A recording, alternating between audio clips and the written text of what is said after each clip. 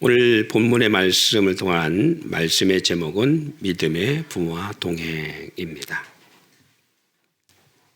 오늘이 무슨 주일이라고요? 그래요, 어버이 주일. 어버이 주일을 통해서 어버이 주일을 맞아 또 어버이날도 어제 어버이날이었었는데 부모님들 뵈셨나 모르겠어요. 멀리 계시다면 늘 곁에 있으면 특별히 찾아갈 일 없겠지만 그러나 함께 하지 않으면 좀 늦더라도 가서 뵙는 것도 귀한 섬김이고 효입니다. 부모 입장에서 나보다 더 잘 돼야 되는 존재가 있지요. 아마 그것은 자녀일 거라고 생각합니다. 저도 마찬가지고요. 또 목회선상에서 신앙적 안에서 제가 바라는 것도 저보다는 여러분들이 잘 되기를 바랄 뿐이고요. 여러분의 가정이 형통하기를 바랍니다.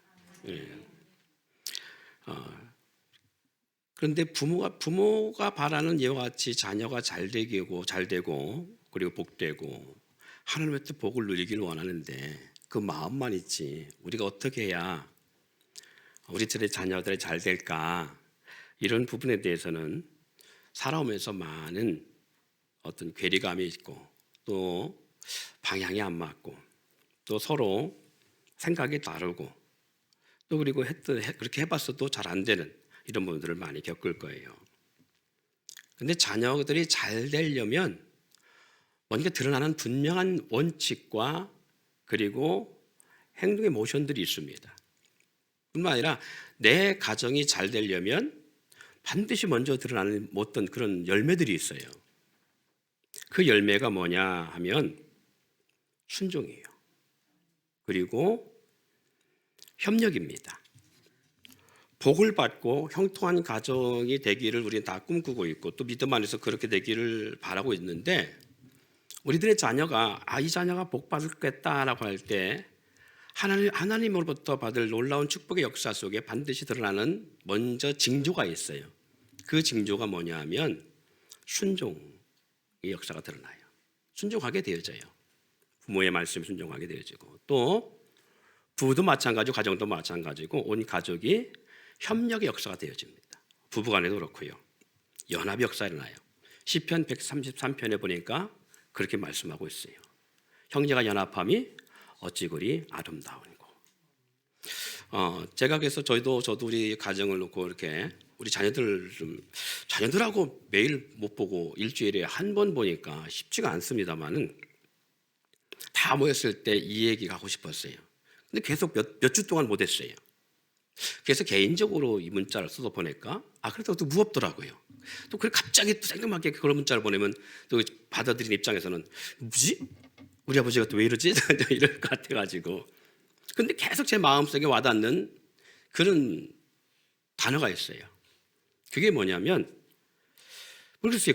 우리 자녀들이 그런 모습이 없어서 그런 건지 있어서 그런지는 모르겠지만 어떤 상황인지 모르겠지만 우리 자녀를 놓고 제가 요청하고 싶은 단어가 있는데 그게 뭐냐면 우애해라. 형제끼리 우애해라. 너희는 절대 우애해라. 그 말을 꼭 하고 싶었는데 제가 여기서 합니다. 이 기회를 놓치지 않고. 근데 저희 가정 자녀들에게만 하고 싶은 말이 아니라 이곳에 있는 우리 함께 예배하는 또 그리고 비대면으로 예배하는 모든 분들께 전하고 싶은 말 가운데 하나가 그거예요. 형제간에 우애하십시오. 그것이 그 형제가 잘 되는 시작입니다. 근데 우애하려면 서로 간에 정말 사랑하고 우애하여서 아름다운 그런 형제간이 되려면 그냥 우애해라 돼서 되는 건 아니잖아요. 우애하게 될 수밖에 없는 상황이 돼야 됩니다. 거기에는 하나님의 도우심의 역사가 반드시 있어야 되겠죠. 그것처럼 우리들의 자녀를 향해서 하고 싶은 말 가운데, 전하고 싶은 말 가운데 한 말씀은 지금 에베소서 6장 1절 3절 속에 있는 말씀을 우리가 너무 잘 아는 말씀, 매번 어버이 주일 때마다 전했던 말씀 가운데 있는 메시지인데요. 자녀들아, 주 안에서 너희 부모에게 순종하라. 이것이 옳으니라. 내 아버지와 어머니를 공경하라. 이것이 약속 있는 첫 계명이니 이로써 내가 잘되고 땅에서 장수하리라 그랬어요. 누구에게 순종하라고요? 부모에게 순종하라고요. 그것이 뭐다? 이것이 옳은데 누가 순종하는 너희 자녀들이 이 땅에서 잘되고 장수한다는 겁니다. 형통의 복을 말씀하고 있지요. 네. 그 복을 누리기 위해서는 반드시 이렇게 돼야 되는 거예요. 오늘 사회 보신 후에 장로님이 본문 말씀 읽었습니다만은 이 본문 말씀에 우리가 한번 주목해 볼 메시지가 있어요. 거기에 보면 이런 말씀이 있어요. 하나님께서 이삭에게 나타나셔서 하신 말씀 가운데 한번 따라해 볼까요? 애굽으로 내려가지 말고 내가 내게 지시할 땅에 거주하라. 다시 한번요. 애굽으로 내려가지 말고 내가 내게 지시하는 땅에 거주하라. 예.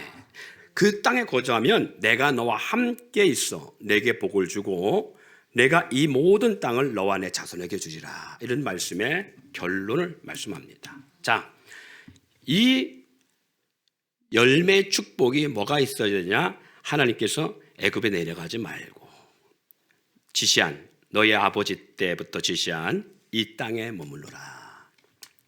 뭐 할만하죠. 그렇죠. 제가 우리 집사님하고 한 집사님하고 대화를 하셨어요. 몇 주 전에 제가 대화를 하는데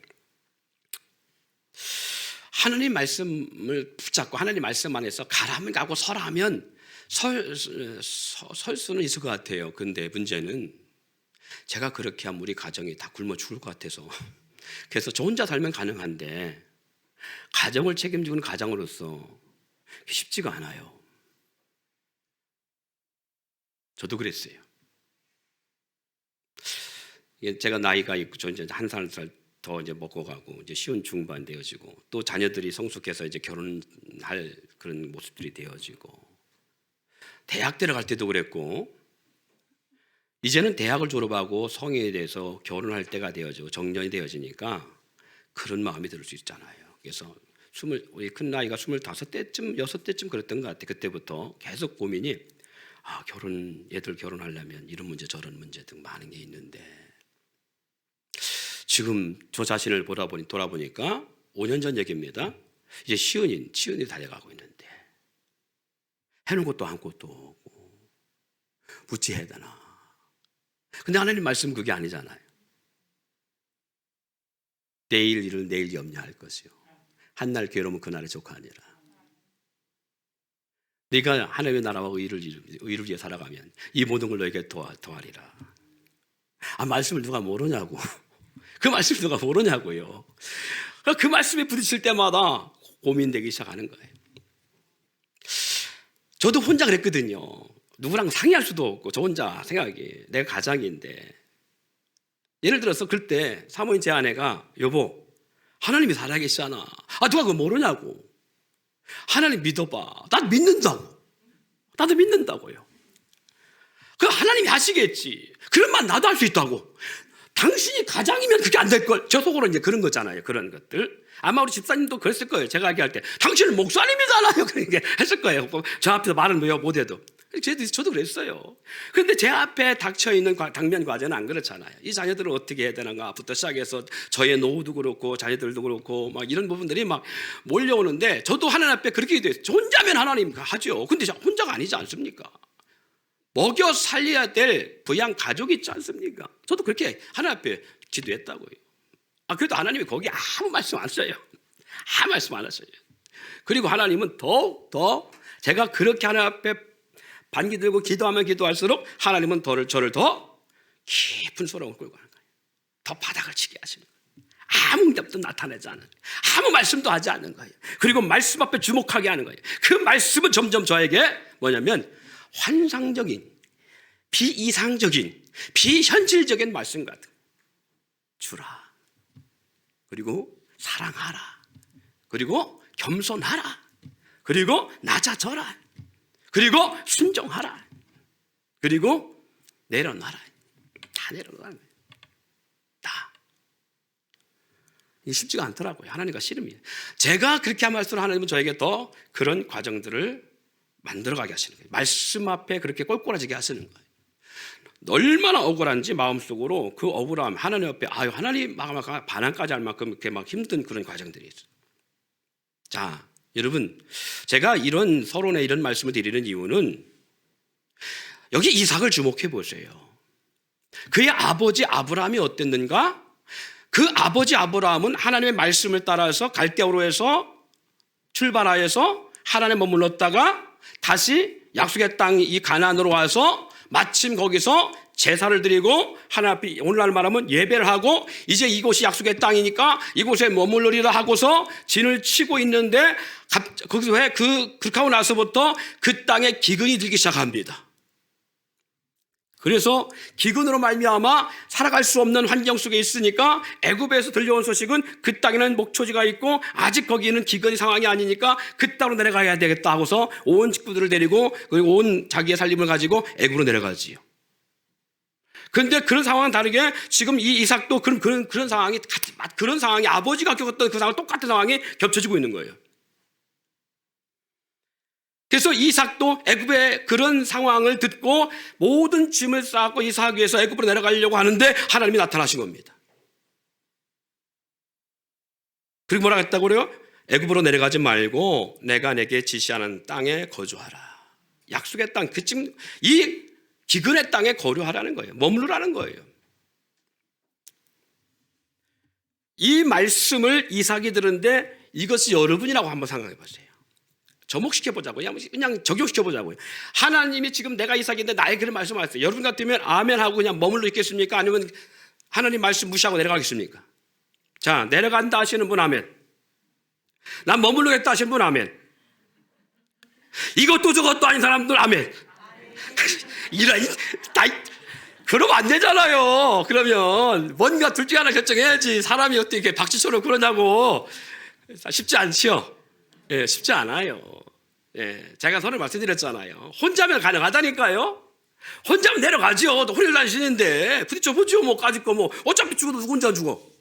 어차피 죽어도 나 혼자 죽어. 그러니까 그냥 버틸만 해요. 그냥. 근데 안 그렇잖아요. 딸린 식구가 있잖아요. 여기 이삭에 딸린 식구가 뭐가 있겠습니까? 그러면 아브라함 때는 잠깐 돌아가 보자고요. 아브라함이 조카 롯이 연합군 전투에서 가나안 땅의 족속들의 막 전투에 4개, 5개 나라와 3개의 나라가 막 전쟁부터 막 싸우는 가운데 조카 롯과 모든 부녀자, 모든 조카의 살림 다 뺏겼어요. 이때 아브라함의 집에 길들인 몇 명 들어가서 조카 롯을 건져오죠? 전쟁에 들어가서? 예? 340명. 그래, 많다. 318명을 데리고 갑니다. 네. 그러면 전쟁에 나갈 수 있다는 얘기는 적어도 저처럼 또 그리고 우리 청년들처럼 20살 가깝게 되어져서 결혼할 수 있는 정년기 나이입니다. 그리고 적어도 40 이전의 나이입니다. 이 사람들이 전쟁에 나갈 수 있는 거예요. 그럼 건강한 청년들로 하여금 준비되어진 건강한 젊은이들로 준비되어진 그러한 용사들을 그러한 종들을 데리고 전쟁에 나갔대요. 그게 몇 명? 318명. 그럼 318명이면 그의 딸 식구들 계산해 보자고요. 자기 집에 종들을 데리고 와서 전쟁에 나가서 승리에 데려온 거거든요. 조카를 건져온 거거든요. 그러면 318명의 장정이 있었다면 그들에게도 가족이 있을 거 아니에요. 종들이지만 가족이 있을 거 아니에요. 그 가족을 따지면 남녀노소 다 따지면요. 적어도 아브라함의 딸 식구가 1000명이 넘는다는 수치가 나와요. 그러면 1000명이 이상 되는 가족 식술들이 함께 거하며 장막에서 먹고 살려면 그의 산업이 얼마나 해야 되겠어요? 적어도 양떼와 소떼, 염소떼들이 얼마나 많이 해야 되는지를 우리가 상상할 수 있습니다. 그렇죠? 그러면 이 모든 아버지의 유산을 누가 받았어요? 이삭이 받았겠지요. 설마 아버지가 사회에 공헌하고 돌아간 생각 아닐 거 아니에요. 그죠? 예, 그 당시 때는 다 장자기 원리를 쓰니까. 그러면 이 장자된 외아들이잖아요. 그죠? 이삭에게 적어도 이 모든 재산을 다 물려주고 돌아가시는 상황이라면 이삭에게 주어진 식솔이 몇 명 정도 된다는 거예요? 1000명이 넘는다는 얘기고요. 1000명이 넘는 식솔들이 먹고 살 수 있는, 여러분 이게 왜 이런 추상이 나오냐면 아브라함의 아내 사라가 80살 넘었는데 무슨 아름다움이 있겠어요. 그런데도 불구하고 애굽의 왕이 반했다고 했잖아요.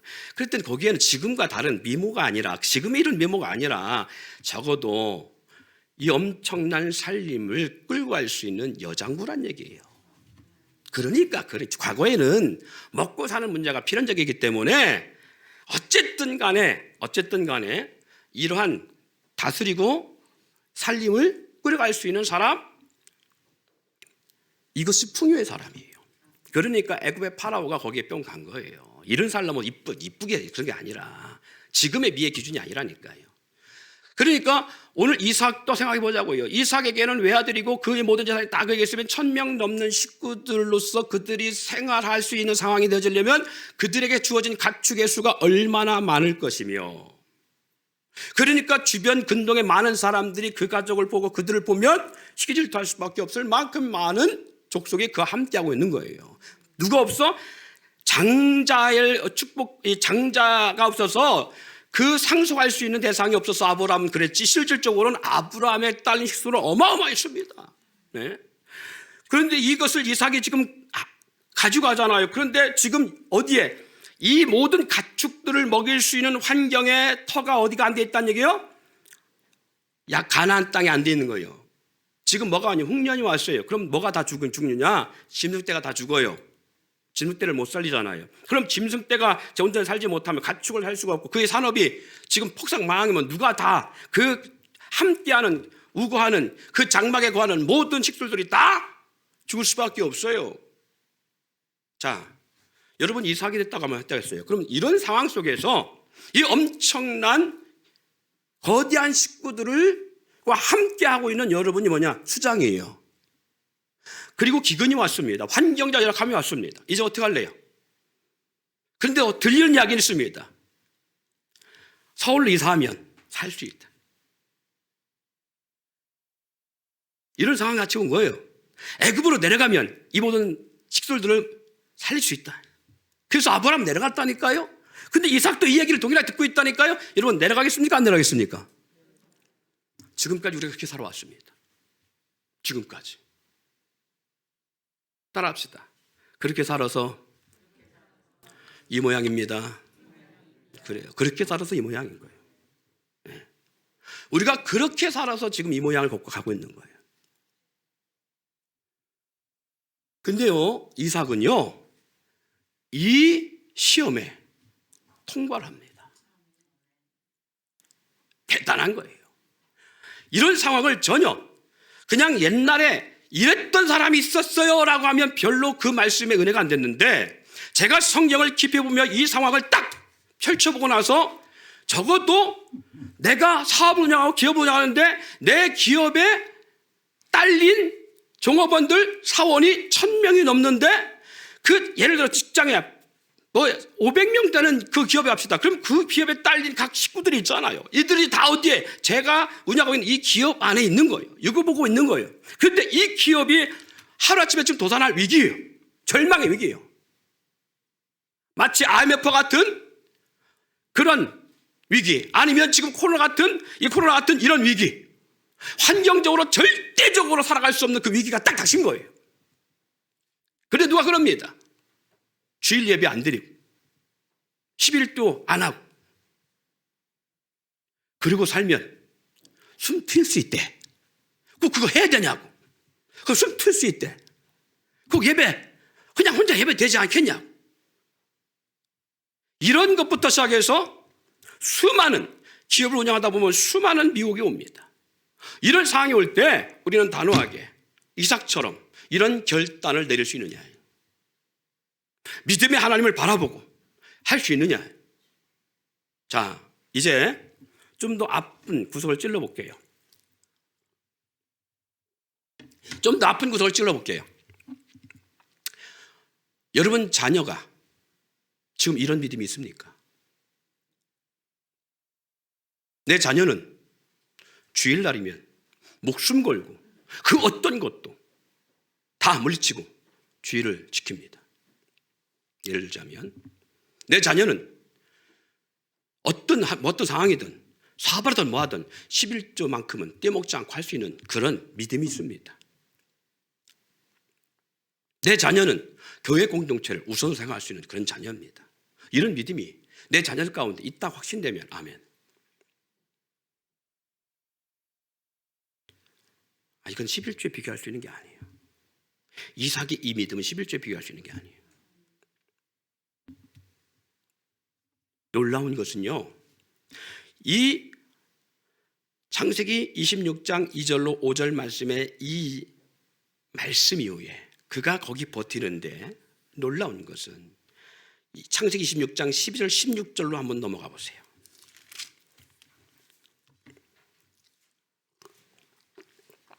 12절 16절 말씀 같이 한번 읽어봅니다. 시작.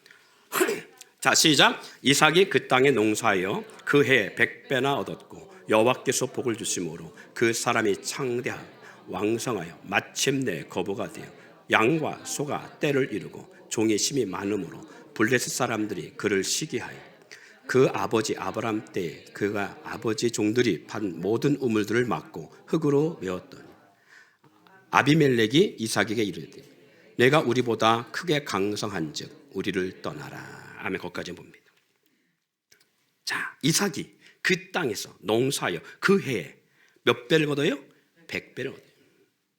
원래 원주민인 이 그랄, 이 블레셋 백성의 땅에 들어가서 그들이 아버지 하나님의 말씀을 따라서 그 땅에 머물며 하나님의 말씀을 가지 말고 머무르라는 말씀대로 머물러서 그 땅에 농사를 했어요. 기근의 시대에. 그런데 그 땅의 원주민들보다 100배의 복을 얻어요. 언젠가 이 말씀을 제가 설명했던 것처럼 이삭의 주종목, 이삭의 주종목이 뭐예요? 그의 주업. 그렇죠. 가축업입니다. 가축. 농사 짓는 사람이 아니라 목축업입니다. 목축을 하는 사람입니다. 그러면 적어도 농사했다는 얘기는 뭘 했다는 거예요? 업종 변경을 했다라는 거예요. 예. 상황이 가축을 먹일 수 있는 상황이 아니고 농사해야 될 상황인 거예요. 왜? 기근이니까. 그 농사했는데 놀라운 것은 원래 토착민들, 그곳 살고 있는 원주민들의 전형적 직업은 농업이에요. 이 농업인데 가축업을 하는 사람이 목축업을 하는 사람이 농사를 했는데 직업 전향을 했는데 놀라운 것은 원래 전문가보다 더 농사가 잘 돼서 몇 배의 복을 100배의 복을 얻었다는 것입니다. 이게 왜 가능하냐? 근데 얼마나 얻었냐면 따라합시다. 마침내, 다시 한번 마침내 거부가 돼요. 마침내 거부가 돼요. 어떻게? 양과 소가 떼를 이루고 종의 힘이 많음으로. 할렐루야. 여러분, 기근의 땅에서 농사했는데 100배의 복을 받으며 역사를 통하여 어떻게 가축이 죽지 아니하고 가축이 다 소멸되지 아니하고 망하지 아니하고 100배의 복을 받는데 양과 소가 떼를 이루고 종들이 힘이 많아. 할렐루야. 이 역사가 있기를 축원합니다. 그러면 이와 같은 축복 역사는 어떻게 주어지느냐라고 했을 때 그것이 가장 중요한 거예요. 우리 다 복을 받기를 원해요. 할렐루야. 우리 옆에는 모르게 서로 그렇게 합시다. 복을 받읍시다. 마침내 거부됩시다. 시기할 만큼 복 받읍시다. 예. 그래, 시기할 만큼 복 받는 역사가 있기를 소망합니다. 적어도 우리와 우리 자녀들 세대가 그 자녀의 세대가 이 복을 누려야 되잖아요. 그런데 이 복은 그냥 온 것이 아닙니다. 이삭이 어떤 삶을 살았기 왔느냐? 이삭이 같은 복을 누리는 것은 그 아버지 아브라함과 동행했기 때문이에요. 믿음의 아버지와 믿음의 부모와 동행하였기 때문에 이삭이 복을 받은 거예요.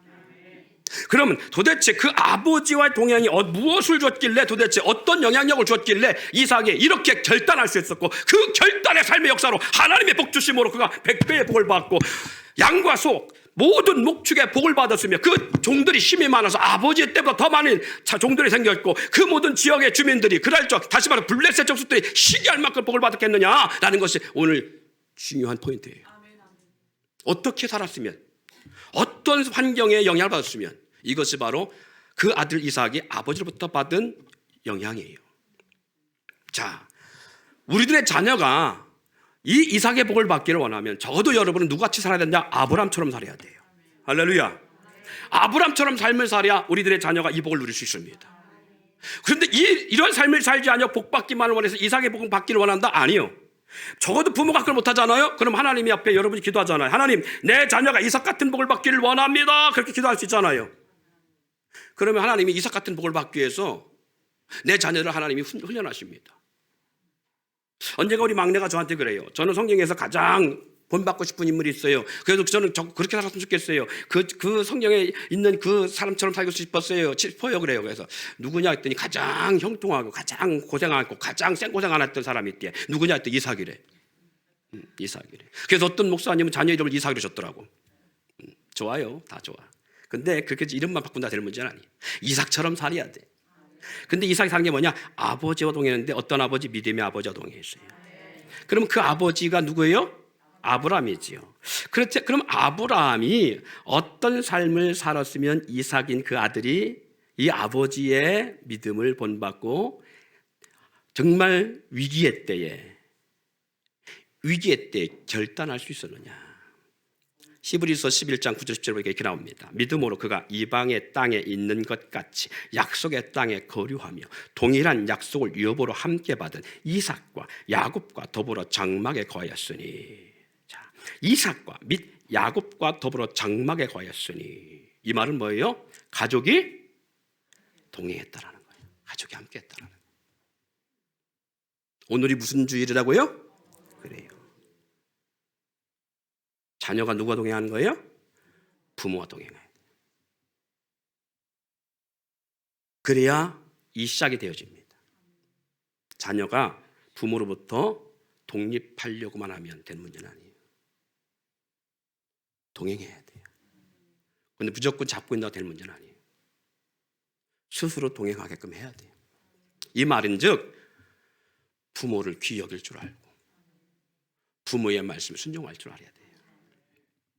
자, 그런데 믿음의 아버지와 믿음의 부모와 동행해야 되는데 이 아브라함이 보여준 이 이삭과 야곱 이들에게 보여준 믿음의 동행이 뭐였냐 하니까 첫 번째는 그가 하나님이 계획하시고 지으실 터가 있는 성을 바라봤습니다.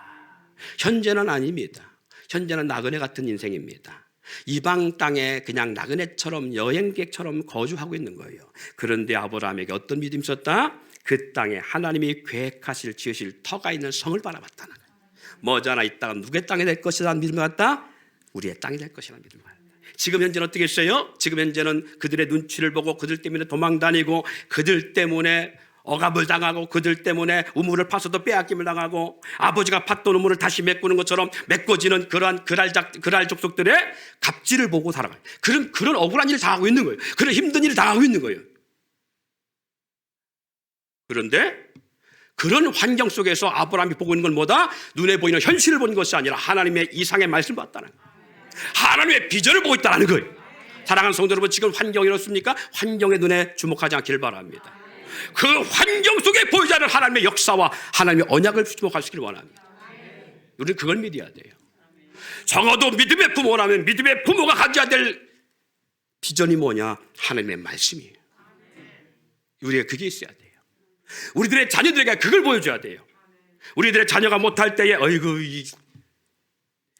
모신하지 마시고 못할 수 있어요. 그런데 우리가 지난주에 계속 몇 주 동안 함께 봤던 말씀이 뭐예요? 하나님 앞에 우리가 누가 동행해야 된다고 했어요? 연약한 것과 동행하라. 연약한 인생과 동행하신 하나님이. 우리가 연약하기 때문에 하나님의 지명하여 부르심을 입었다. 연약하기 때문에 하나님을 살아가신다. 그렇다면 우리는요, 연약한 것을 보거든 무시하지 마시고 귀히 보십시오. 내 자녀 가운데 특별히 연약한 자가 있다. 재능이 없다. 능력이 없다. 그러면 그를 더 사랑하십시오. 그에게 하나님 역사가 일어납니다.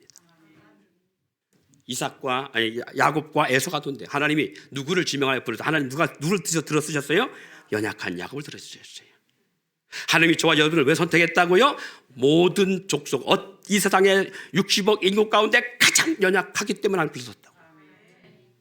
그래서요, 우리는 세상의 관점으로 잣대로 사람을 평가하지 마시고 믿음의 잣대로 사람을 대화하십시오. 이것이 비결입니다. 예. 못한다? 그럼 못하는 것에 대한 아유, 넌 누구 닮아서 이게 아니라 하나님이 너를 주목하겠구나. 하나님이 너를 들어 쓰시겠구나. 그래서 그 자녀를 위해 더 축복하세요. 이걸 누가 잘했다?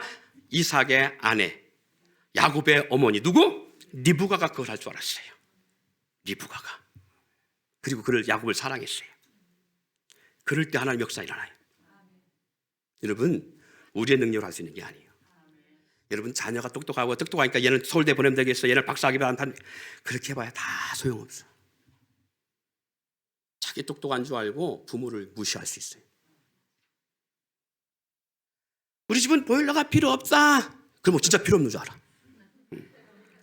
아니, 엄마, 네 엄마 손빨래 하는데 손이 장사야, 그러니까 상관없어. 그런 말이 그냥 지나못 듣는 게 듣지 않다니까. 아, 우리 어머니는 세탁기가 필요 없구나, 이렇게 한다니까.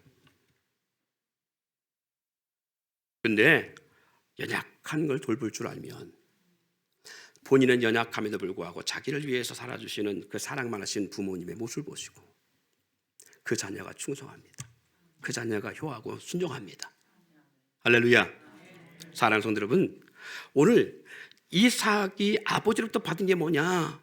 환경적 상황은 전혀 아님에도 불구하고 하나님의 언약의 말씀 붙잡고 하나님 반드시 이 땅을 줄 것이라는 확신 속에 살아가는 아버지의 그런 모습을 봤어요. 또 11절에서 11장 17절 19절 보니까 이렇게 말합니다. 아브라함은 시험을 받을 때에 믿음으로 이삭을 드렸으니 그는 약속들을 받은 자로 돼 그 외아들을 드렸느니라. 그에게 이미 말씀하시기를 내 자손이라 칭할 자는 이삭으로 말미암음이라 하셨으니 그가 하나님의 능히 이삭을 죽은 자 가운데 다시 살리실 줄을 생각하신지라. 할렐루야. 자, 하나님이 아브라함에게 주신 시험이 뭐냐? 내 아들 이삭을 내가 지시한 땅에 가서 드리라고 그랬어요. 그럴 때에 이 아브라함은 무엇으로 드렸다? 믿음으로 드렸다. 근데 어떤 믿음을 드렸느냐? 약속을 받은 믿음으로 드렸다라는 거예요. 날 수 없는 가운데 태어난 이삭을 하나님이 뭐라 하느냐? 이삭을 두고 하나님이 아브라함과 사라에게 두 부부에게 뭐라 하느냐? 네 자손이라 칭할 자가 누구다? 바로 이삭이다. 하나님 엘리에서입니까? 아니. 이스마엘입니까? 아니. 누가 그러면 후사가 되겠습니까? 내 몸에서, 그리고 내 여종, 내 아내 사라의 몸에서 날짜가 바로 후사니라.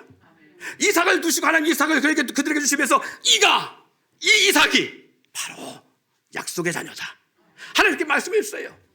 그리고 세월이 지나갔습니다. 오랜 세월이 지나갔습니다.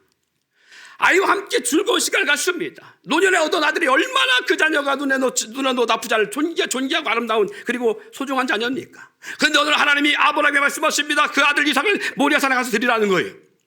그리고 3일 길을 걸어갑니다. 그런데 놀라운 것은 아브라함은 이 3일 길을 걸어가면서 이삭과 함께 걸어가면서 씨름하는 것이 없습니다.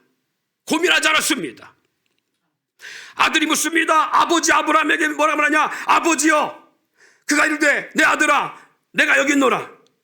창세기 20장 7절 8절 말씀 나오는 말씀입니다. 이삭이 이르되 풀과 나무는 있거니와 번잘 어린 양은 어디 있나이까? 아브라함이 그 아들 이삭이 말합니다. 번잘 어린 양은 하나님이 자기를 위하여 친히 준비하시리라.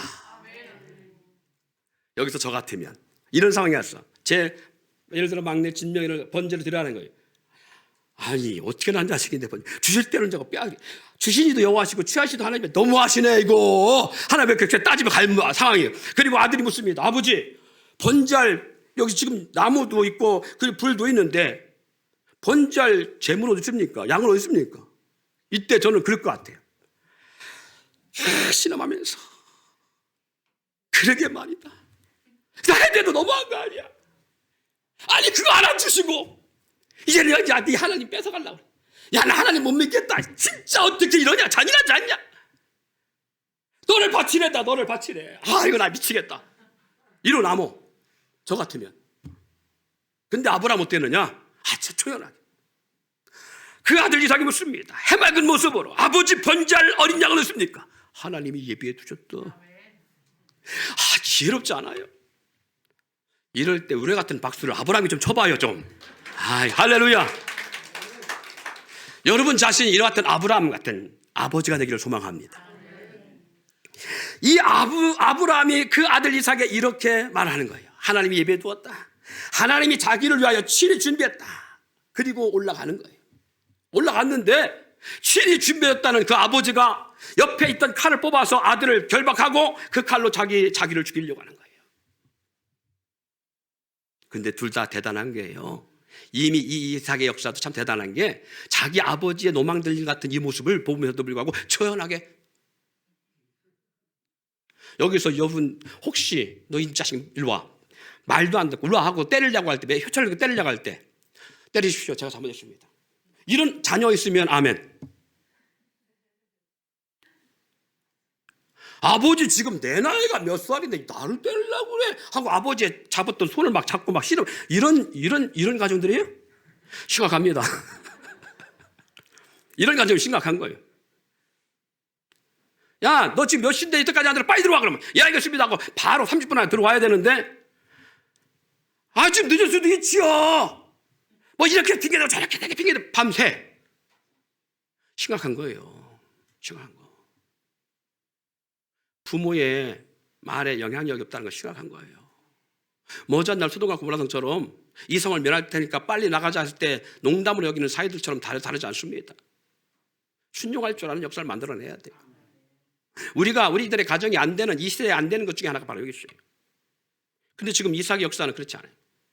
아버지가 칼을 들고 그를 죽이려고 하고 이제 각을 또 번제를 들어가 있으니까 목이 잘리고 앞다리와 팔과 다리가 다 잘려나가고 배가 갈라져서 모든 내장이 끄집어내어서 하나님 앞에 드려져야 되는 그 순간에 이삭은 순교의 모습을 감당하고 있어요. 그 아버지 아브라함은 하나님의 약속을 믿고 그 아들을 죽인다 할지라도 뭐라고 말합니까? 하나님이 능히 이삭을 죽은 자 가운데 살리실 것을 생각한지라. 그래서 칼을 들고서도 용감하게 찌를 수 있는, 죽일 수 있는 그러한 순종을 발휘하고 있는 거예요. 얼마나 아브라함이 이 아들을 죽이는데 주저하지 아니하고 이 아들을 번져드리는데 칼을 들어 죽이는데 주저하지 않았으면 하나님이 아브라함에게 나타나 급하게 아브라함아 보세요. 우리 급하면 어떻게 합니까? 그냥 아브라함아 이렇게 안 할 거예요. 우리 급하면 말이 막 바빠지고 빨라지고 더듬고 한 번 부르고 두 번 부르잖아요. 그러잖아요. 야, 아무개야. 저희 어머니는 자녀가 많으니까 저를 부르는데 위에부터 이름 다 불러. 예전에 그랬어요. 아브라함을 놓고 하나님이 얼마나 마음이 급했어요. 아브라함 주저하지 않고 칼을 들고 죽이려고 하니까 아브라함의 막 그 모습이 조금도 지체함이 없으니까 막 급하게 하나님이 아브라함아 하고 말씀하시는 거예요. 내 아들 내 독자도 아끼지 않은 걸 내가 보았는데 이제야 내 믿음을 보았다. 사랑하는 성도 여러분, 이삭이 아버지와 동행하면서 보고 있는 게 이거예요. 우리 아버지가 하나님 앞에 얼마나 순종적인지, 그리고 하나님의 절대적 말씀 앞에 어떻게 살아가고 있는지, 환경과 주어진 것에 치우치지 아니하고 예전에 하나님의 부르심을 읽고 처음에 나갈 때는 갈 바를 알지 못하고 자기 뜻대로 나갔지만 그의 믿음이 얼마나 자라느냐. 이삭을 낳고 이삭을 키우면서까지 이삭과 동행하면서 그의 믿음은 달라지기 시작했는데 어떤 믿음? 하나님의 살아계심, 하나님의 언약을 말씀을 믿는 믿음, 하나님이 말씀하시면 곧 죽어도 이해할 수 있는 그 믿음으로 살아가고 있는, 현실의 눈앞에 그가 좌우하는 것이 아니라 환경은 열악할지라도 여호와의 말씀 앞에 세워져서 말씀의 이상과 비전을 바라고 살아가는 아버지를 바라보지 않았다 그 말이.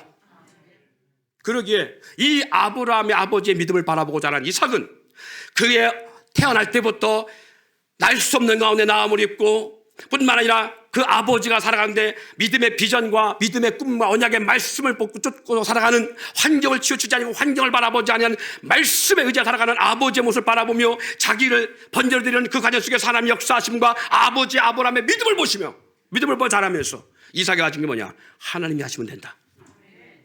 하나님이 하시면 된다. 환경이 우리를 좌우하는 것이 아니라 여호와의 말씀이 우리를 좌우한다. 그러기에 사랑하는 여러분, 오늘 본 말씀에 애굽의 풍성하고 현재 살고 있는 이 땅 가나안 땅에 기근이 들었다 할지라도 하나님이 이 땅에 머물러라 라고 말씀할 때에 이삭은 예스를 할 수 있었던 거예요. 여러분, 믿음의 가문은 그냥 나오지 않습니다. 부모로부터 거울처럼 보고 자라는 게 자녀의 믿음이에요. 그렇다면 먼저 어버이날을 맞이해서 우리들의 믿음이 어떻게 되는가 한번 돌아보세요. 나는 무엇에 의해서 좌지우지 되었고 내 행동과 결정은 어디에 의해서 움직여졌고 영향을 받고 있는지, 살아계신 하나님의 말씀인지 환경인지 여호와의 말씀인지 사람의 말인지 어디에 좌우되고 움직여 있는지,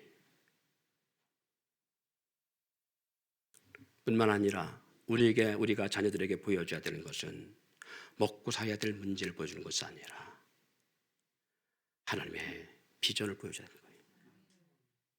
그러려면 부모가 먼저 그 믿음에 서야 됩니다. 그러려니까 힘들잖아요. 쉽지 않잖아요. 하나님이 지금 우리 성도들에게 지금 그 과정을 겪게 하시는 거예요. 그래서 오늘을 어렵게 살아가고 있는 거예요. 근데 저는 기대합니다. 지금 여러분들이 모두 한 사람 한 사람 하나님 말씀 앞에 실험당하고 있는 모습이 보이시기에 머지않은 날 여러분 가운데 이 이삭과 같이 마침내 거부가 되어주고 주변의 모든 사람들이 시기할 만한 삶을 살아갈 수밖에 없는 당신의 가족들이, 당신의 자녀들이 지금 이 주변 모든 상권을 다 휩쓸고 있으니 우리는 굶어 죽게 했으니 이제 이곳을 떠나십시오. 그 기업, 그 땅 우리에게 파시고 제발 다른 데 가서 좀 살아주십시오. 이런 제발 들어봐야 되잖아요. 적어도 1,000만 원 11조 할 수 있는 축복은 누려봐야 되잖아요. 우리 때 자녀 세대에 1,000만 원 11조 눈 감고도 할 수 있을 만큼. 그래요. 지금은 11조 아니라 대부에 100일조도 못하고 있는데 11조 하라면 입부터 나오고 11조 했냐 해놓고 떼어먹는 그럴지라도 머지않은 날 그런 믿음의 결단의 삶을 살아갈 수 있는 자녀들이 되어갈 수 있도록 우리 기성세대, 부모 세대가 감당하면 합니다. 왜? 하나님은 살아계시니까. 그래서 어버이 주를 맞이해서 여러분 자녀들이요 믿음의 부와 동행하시길 바라고 우리는 하나님의 말씀 앞에 설 수 있는 믿음의 거장들이 되기를 소망합니다.